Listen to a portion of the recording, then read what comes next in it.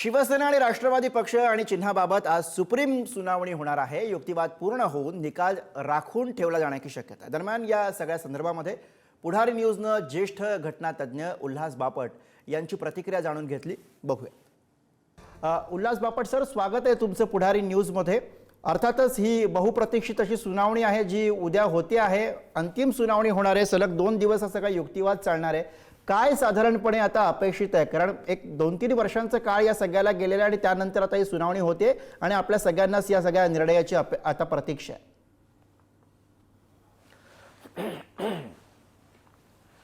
आपण आत्ताच असीम सरोदे काय म्हणाले ते सांगितलं। मी राजकारणावर अजिबात बोलणार नाही, फक्त घटनात्मक ज्या प्रोव्हिजन्स आहेत त्याच्यावर बोलीन। आता काय झालंय की आपण रोगाची लक्षणं आणि रोग याच्यामध्ये थोडा गोंधळ करतोय। आता एखाद्याचं वजन कमी करत होत असेल तर ते लक्षण आहे, पण आतमध्ये कॅन्सर झाला असेल हा रोग आहे। तसं आपल्या राजकीय सिस्टीम मध्ये या सगळ्या कॉन्स्टिट्यूशनच्या ज्यांच्यावर विश्वास असायला पाहिजे असे जे पद आहेत, म्हणजे स्पीकर आहे, गव्हर्नर आहे, इलेक्शन कमिशन आहे, याच्या ही विश्वासार्हता कमी होतीये, हा फार मोठा चिंतेचा विषय आहे।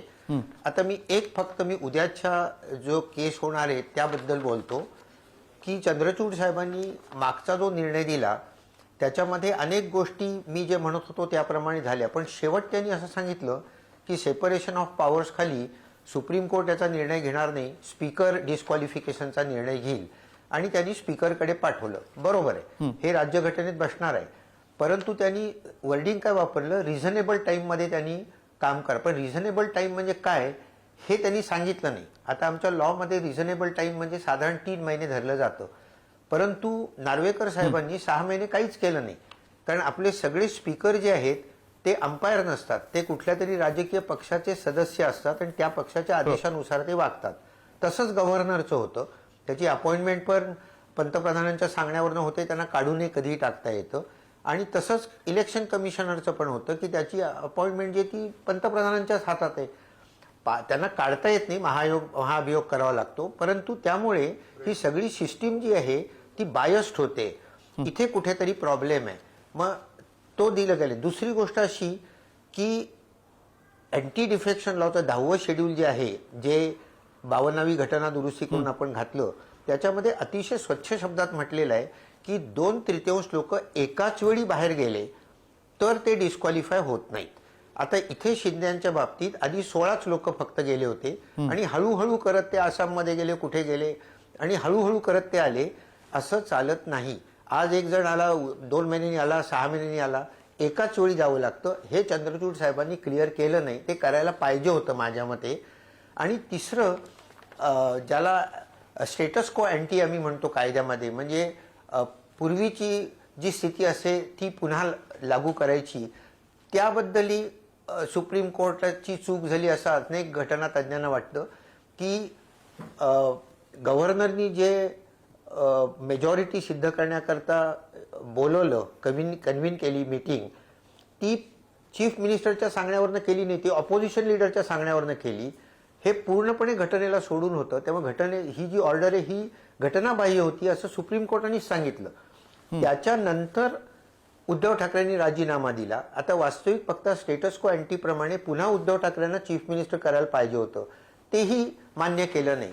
तेव्हा माझी अशी अपेक्षा आहे की या ज्या त्रुटी अनेक सुप्रीम कोर्ट स्वतःचे निर्णय अनेकदा बदलतं। म्हणजे त्यांनी एका खटल्यामध्ये म्हटलं होतं, गोलकनाथ खटल्यामध्ये, की मूलभूत अधिकार बदलता येणार नाहीत, मग केशवानंद खटल्यामध्ये म्हटलं की नाही, येतील बदलता।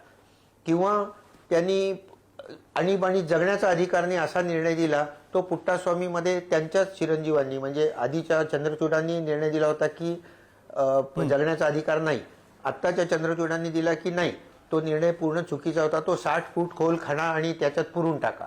आता त्यामुळे अशा तऱ्हेने निर्णय बदलले जातात। तर मला असं वाटतं की अँटी डिफेक्शन लॉ जो आहे, म्हणजे पक्षांतर बंदी कायदा जो आहे, तो लोकशाही सुदृढ करण्याकरता केलेला आहे। सगळ्या भ्रष्टाचाराचं मूळ हे शेवट पॉलिटिक्स असतं, तर तिथला भ्रष्टाचार कमी करण्याकरता हा अँटी डिफेक्शन लॉ आणलाय।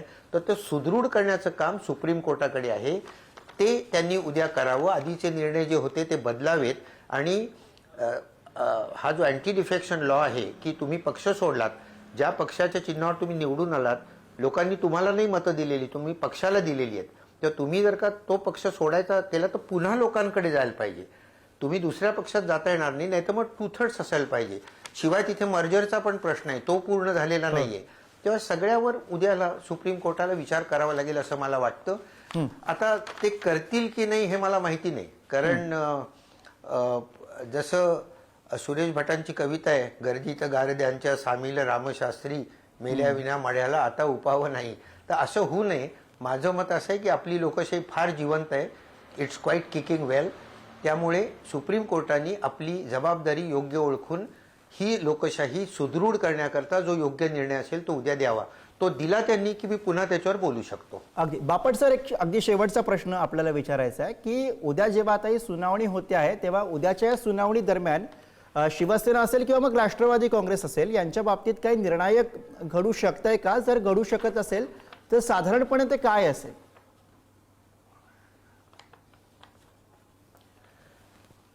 नाही, काय असतं, पक्ष कोणाचा आहे हे ठरवण्याचा अधिकार प्रामुख्याने इलेक्शन कमिशनचा आहे. म्हणजे सिम्बल्स ऑर्डर 68 प्रमाणे 15व्या पॅरेग्राफमध्ये त्यांच्या तो अधिकार जो आहे तो इलेक्शन कमिशनला दिला. पण इलेक्शन कमिशननी पक्ष ठरवताना त्या पक्षाची राज्यघटना काय आहे त्याप्रमाणे ते वागतायत का, त्याचप्रमाणे पक्षाच्या ऑर्गनायझेशनमध्ये कोणाची मेजॉरिटी आहे आणि कायदेमंडळात कोणाची मेजॉरिटी आहे, हे सगळे 4-5 ज्या गोष्टी आहेत त्या लक्षात घेऊन ते ठरवावं लागतं. दुर्दैवाने आत्ता फक्त कायदेमंडळातली मेजॉरिटी लक्षात घेऊन हे निर्णय दिलेले आहेत, शिवसेनेचा पण आणि NCPचा पण. त्याच्यावरही निश्चित काय ते मार्गदर्शन सुप्रीम कोर्टाला करावं लागेल. उद्याच्या उद्या काही निर्णय लागेल असं मला वाटत नाही. ते आर्ग्युमेंट होईल आणि त्याच्यानंतर सुप्रीम कोर्ट निर्णय देईल. मी तुम्हाला म्हटलं तसं की एकदा निर्णय आला की पुन्हा त्याचं विश्लेषण करता येईल. अगदी धन्यवाद बापट सर, आपण दिलेल्या सगळ्या सविस्तर प्रतिक्रियेसाठी.